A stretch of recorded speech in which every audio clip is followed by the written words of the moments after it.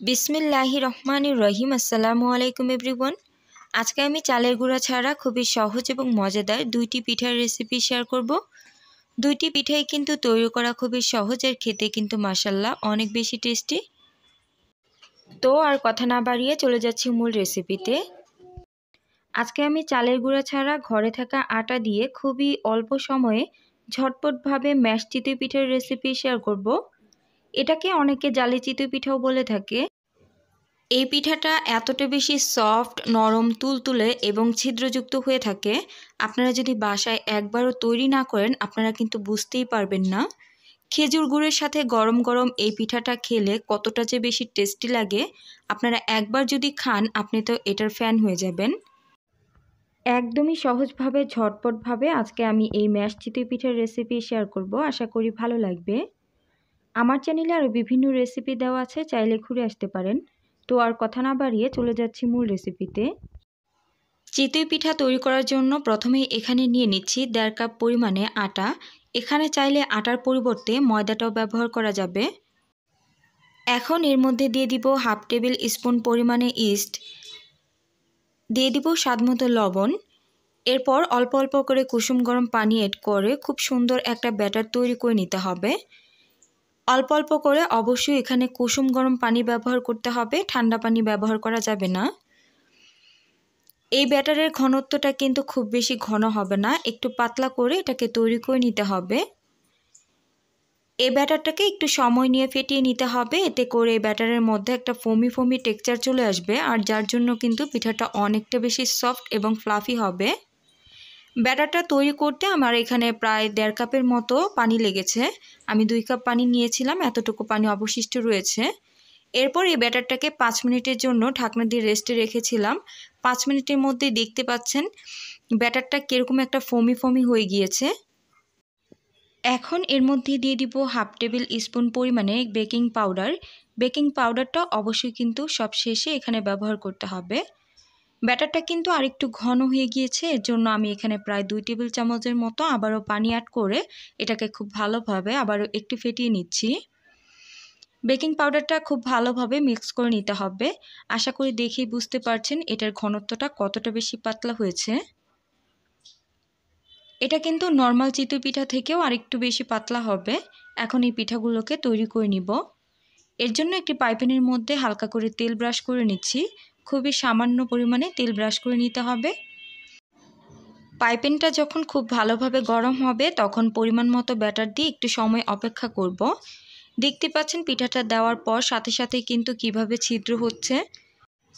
খুবই অল্প সময়ের মধ্যেই কিন্তু তৈরি হয়ে গেল একটি মজাদার চিতই পিঠা। তো একইভাবে আমি সবগুলো পিঠা তৈরি করে নিব। মাশাআল্লাহ, দেখতে পাচ্ছেন কতটা বেশি ছিদ্রযুক্ত হয়েছে। এই পিঠাগুলো আপনারা যদি একবারও বাসায় এখনও পর্যন্ত ট্রাই না করেন, আমি আপনাদেরকে অনুরোধ করব একবার হলো বাসায় ট্রাই করবেন। আশা করি আপনাদের পরিবারের ছোট থেকে বড় সবাই অনেক বেশি পছন্দ করবে। প্রতিটা পিঠাই কিন্তু একদমই পারফেক্ট হয়েছে আর কত সুন্দর ছিদ্রযুক্ত হয়েছে। তো আমার রেসিপিটি যদি আপনাদের কাছে একটু হলেও ভালো লাগে প্লিজ অনুরোধ করব ভিডিওটি লাইক দিবেন। চাইলে ফ্রেন্ডস এবং ফ্যামিলির মাঝে বেশি বেশি করে শেয়ার করতে পারেন, এতে করে কিন্তু তারাও এই পিঠার রেসিপিটা জানতে পারবে। পিঠার অপর পাশটাও কিন্তু খুব সুন্দর হয়েছে। খুবই অল্প সময়ের মধ্যে কিন্তু অনেকগুলো পিঠা তৈরি করে নেওয়া যায়। তো আশা করি আমার রেসিপিটি আপনাদের কাছে একটু হলেও ভালো লেগেছে। সবগুলো পিঠা আমি তৈরি করে নিয়েছি। এখন এই পিঠাগুলোকে আমি খেজুর গুড়ের সাথে পরিবেশন করছি। খেজুর গুড়ের সাথে এরকম ধোয়া ওঠা চিতই পিঠা থাকলে কিন্তু আর কোনো কিছুই লাগবে না, খেতে কিন্তু অনেক ভালো লাগে। তো আপনারা একবার হলেও কিন্তু বাসায় ট্রাই করতে পারেন। আশা করি আপনাদের পরিবারের সবাই কিন্তু অনেক বেশি পছন্দ করবে। তো আমার রেসিপিটি আপনাদের কাছে কেমন লেগেছে অবশ্যই কিন্তু নিচে কমেন্ট করে জানাবেন। এখন শুরু করছি পরবর্তী আরেকটি পিঠার রেসিপি। আশা করি এটাও ভালো লাগবে। এই পিঠাটা তৈরি করা খুবই সহজ আর খেতে কিন্তু মাশাআল্লাহ অনেক বেশি টেস্টি। এই পিঠাটা অসংখ্য ছিদ্রযুক্ত আর অনেক বেশি ক্রিস্পি হয়ে থাকে, যার জন্য খেতে কিন্তু অনেক বেশি টেস্টি। তো আপনারা একবার হলো বাসায় ট্রাই করবেন, আশা করি ভালো লাগবে। আমার চ্যানেলে আরও বিভিন্ন রেসিপি দেওয়া আছে, চাইলে ঘুরে আসতে পারেন। তো আর কথা না বাড়িয়ে চলে যাচ্ছি মূল রেসিপিতে। পিঠা তৈরি করার জন্য প্রথমেই নিয়ে নিচ্ছি 1 কাপ পরিমাণে ময়দা। এরপর এখানে দিয়ে দিব হাফ টেবিল স্পুন পরিমাণে ইস্ট, দিয়ে দিব পরিমাণ মতো লবণ। এখানে অবশ্যই ময়দাটা ব্যবহার করতে হবে। এখন এর মধ্যে দিয়ে দিব 1/3 কাপ পরিমাণে লিকুইড গুড়। আমি গুড়টাকে জাল করে এরপর হালকা একটু ঠান্ডা করে নিয়েছি। এতে করে কিন্তু গুড়টা খুব সুন্দরভাবে ব্যাটারের সাথে মিক্স করা যাবে। এখন অল্প অল্প কুসুম গরম পানি অ্যাড করে খুব সুন্দর একটা ব্যাটার তৈরি করে নিচ্ছি। এই ব্যাটারটা অবশ্যই কিন্তু কুসুম গরম পানি দিয়ে তৈরি করে নিতে হবে। একটু সময় নিয়ে এটাকে একটু ফেটিয়ে নিতে হবে। এতে করে এই ব্যাটারের মধ্যে কিন্তু একটা ফোমি ফোমি টেক্সচার চলে আসবে। এখন এই ব্যাটারের মধ্যে দিয়ে দিব 2 টেবিল চামচ পরিমাণে ফ্রেশ নারকেল। আপনারা চাইলে নারকেলের পরিমাণটা এখানে বাড়িয়েও ব্যবহার করতে পারেন, আবার যারা পছন্দ করেন না তারা কিন্তু চাইলে এখানে স্কিপ করতে পারেন। এখন এই ব্যাটারটাকে আবার একটু ফেটিয়ে নিয়ে ঢাকনা দিয়ে ঢেকে প্রায় 10 মিনিটের জন্য রেস্টে রেখে দিব। 10 মিনিট পর ঢাকনাটাকে উঠিয়ে নিয়ে এর মধ্যে দিয়ে দিব হাফ টেবিল স্পুন পরিমাণে বেকিং পাউডার। এখানে অবশ্যই বেকিং পাউডারটাই ব্যবহার করতে হবে, বেকিং সোডা ব্যবহার করা যাবে না। এরপর এটাকে আবারও একটু সময় ফেটিয়ে নিচ্ছি। এই ব্যাটারটা একটু ঘন হয়ে গিয়েছে, এর জন্য আবারও 2 টেবিল চামচ পরিমাণে কুসুম গরম পানি দিয়ে এটাকে আবারও একটু সময় ফেটিয়ে নিচ্ছি। এই ব্যাটারটা খুব বেশি ঘন করে তৈরি করা যাবে না, এটা কিন্তু অনেকটা পাতলা করে তৈরি করে নিতে হবে। আমি আপনাদেরকে কাছ থেকে দেখিয়ে দিচ্ছি, আশা করি বুঝতে পেরেছেন এটা কতটা পাতলা করে তৈরি করেছি। ব্যাটারটাকে যদি পারফেক্টভাবে তৈরি করা যায় তাহলে কিন্তু প্রত্যেকটা পিঠাই অনেক সুন্দর হবে। এখন পিঠা তৈরি করব, এর জন্য চুলার উপর একটি পাইপেন দিয়ে পাইপেনটাকে খুব ভালোভাবে একটু গরম করে নিয়েছি। এরপর হালকা করে তেল ব্রাশ করে দিয়ে পরিমাণ মতো ব্যাটার দিয়ে দিচ্ছি। এই ব্যাটারটা দেওয়ার পর কোনোভাবেই কিন্তু ছড়িয়ে দেওয়ার প্রয়োজন হবে না। ব্যাটারটা দিয়ে কিছু সময় অপেক্ষা করলে দেখা যাবে আস্তে আস্তে পিঠাটা কিন্তু অসংখ্য ছিদ্রযুক্ত হয়ে যাবে। চুলার গ্যাসটাকে মিডিয়াম টু লোতে রেখে 2 থেকে 3 মিনিটের মতো অপেক্ষা করলে কিন্তু এই পিঠাটা তৈরি হয়ে যাবে। এই পিঠাটা মিডিয়াম টু লোতে রেখে একটু সময় নিয়ে ভাজলে কিন্তু এই পিঠাটা অনেক বেশি ক্রিস্পি হবে।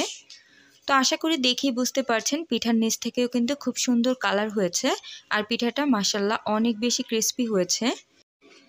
একইভাবে আমি সবগুলো পিঠা তৈরি করে নিব। তো আপনারা একবার হলো বাসায় এই পিঠাটা ট্রাই করবেন। আশা করি আপনাদের পরিবারের ছোট থেকে বড় সবাই কিন্তু অনেক বেশি পছন্দ করবে।